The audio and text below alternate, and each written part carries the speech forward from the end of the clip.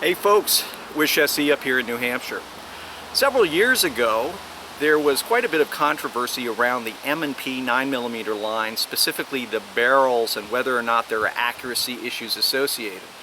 So this is my old, well-worn M&P Pro, and I have shot thousands of rounds through it. I don't know, maybe 30,000 or more. I mean, I stopped counting after about 25,000. So gun is 5 years old, 4.5 years old, and I've been putting 12,000 rounds or so a year through it on average for the better part of 4.5, 5 years. I recently acquired the newest version of the barrel, allegedly the new production this year. So I'm going to swap barrels out. I'm going to swap barrels out for two reasons. One, because I think it's going to be an interesting test. Two, after 30,000 plus rounds through it, hey, why not try something else? 80 bucks. Essentially, we've got a new gun, at least from a barrel standpoint. So what we're going to do today is shoot a few different rounds. We're going to start, we've got some targets out there at 7 yards. This is not a 25-yard accuracy test, okay? This is just a 7-yard practical defensive shooting application, okay? So for those of you who says, well, I'm not really showing accuracy, it's true. To show real accuracy, I would have a random rest, I'd have a fixed environment, same temperature, the whole thing. So this is not scientific, this is subjective, but I just want to see whether or not there's a noticeable difference as the shooter between the two different barrels. One manufactured back, I don't know if it's 2011 or 2010, some long time ago, and then more recently the barrel that I just got this week. We're going to try it right now. Okay, so we're out there 7 yards away. All right, this is some 115 grain remanufactured ammo from Freedom.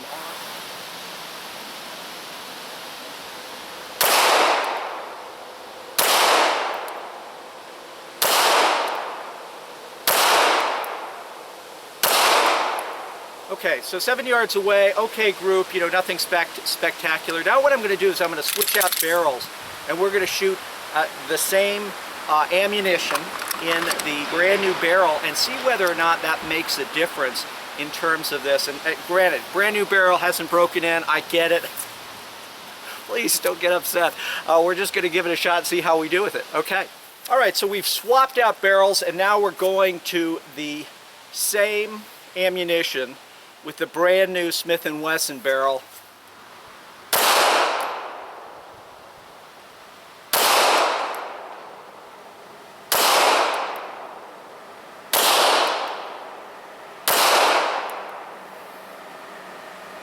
So this barrel's had no rounds through it. So what I'm going to do now is I'm just going to do a little shooting on it just to break it in a wee bit.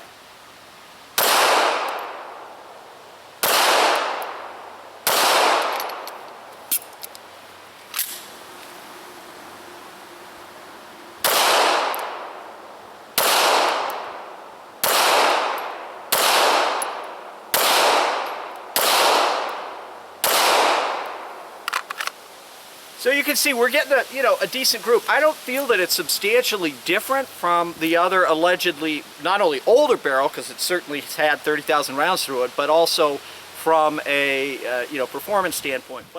Okay, so 25 yards down there, we've got our 12-inch steel gong, and we're going to use that right now and just see how we do from this distance. I'm going to hold right on the center of the plate.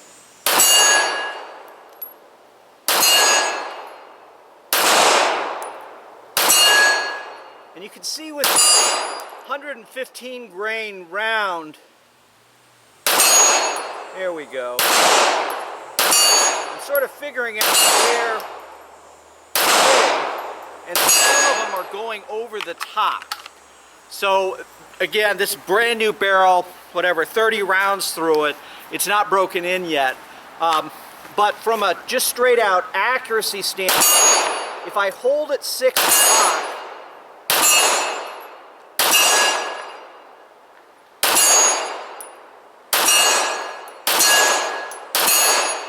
I'm able to get hits on it. And granted, I'm not shooting particularly fast or anything like that, but for its intended purposes, it seems to me that This barrel works great. All right, so what we've done is we've swapped out the ammo now. Now I've got some 124 grain Anguilla. And what I'm going to do is I'm going to use the same hold point, and I think in general what I've found with the Smith & Wessons, even with this new barrel, is they tend to like heavier bullets, and the 124 seems to work very well. So we're going to work accuracy, slow press, slow trigger, reset.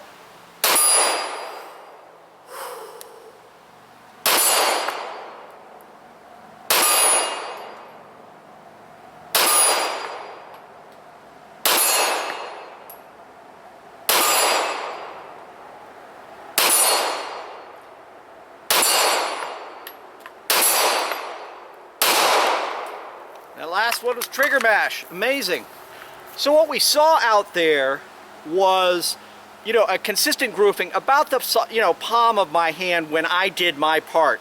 Now I have to acknowledge, I generally do not spend a lot of time at distances beyond 10 yards with a handgun, just because for me that's not the intended purpose of what the handgun does.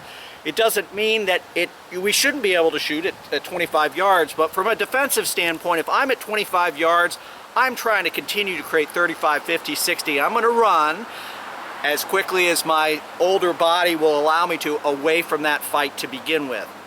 But what you can see is, in my mind, really decent accuracy for what it is. Okay, so now what we're going to do is we're going to shoot some Freedom Munitions 147 grain bullets and see how we do here.